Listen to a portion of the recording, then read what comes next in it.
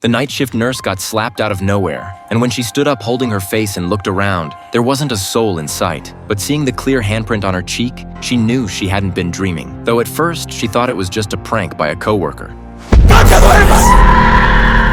This story happened at a hospital in Mexico where Ana was assigned to work the night shift alone in the ICU on her very first day. And when the head nurse handed her the keys to the intensive care unit, she warned her that if she ran into any other nurses during her shift, she absolutely shouldn't talk to them. And after Ana left, a younger nurse said they should tell her the truth. But the head nurse clearly had no intention of doing so. Ana arrived at the ICU, and working the night shift alone definitely scared her a bit, but she gathered her courage and started working. And everything was normal at first until she was about to change a patient's medication when she suddenly heard singing coming from the hallway.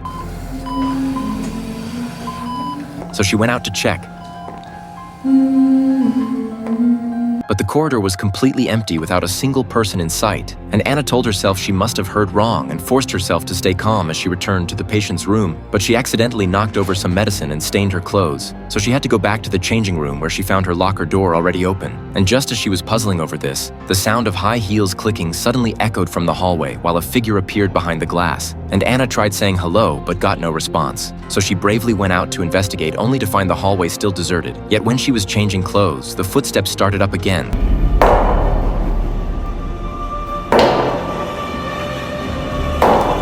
And peering through the locker, she saw the figure wearing a nurse's cap moving with stiff, zombie-like movements, and Ana froze in terror, staring at the figure who seemed about to enter the changing room any second. But then the figure mysteriously vanished. Ana figured this must be her co-workers playing tricks on the new girl, but she didn't have time to think about it because patients were waiting for their injections. So when Ana went to give a man his painkiller shot, he told her a nurse in a black cape had already given it to him, and Ana quickly checked the records to find a strange new signature along with some missing painkillers from the tray. And thinking this colleague had gone too far, she stormed off to the nurse's station to confront them. But her co-worker said Ana was the only one with keys to the ICU, so she couldn't have gotten in. And besides, black capes were what nurses wore 100 years ago, and they'd long since stopped using them, while also mysteriously warning her never to fall asleep during the night shift. And Ana stood there frozen, starting to regret taking this job. And when she headed back to the ICU, the hallway lights suddenly began flickering as footsteps mixed with singing started up again.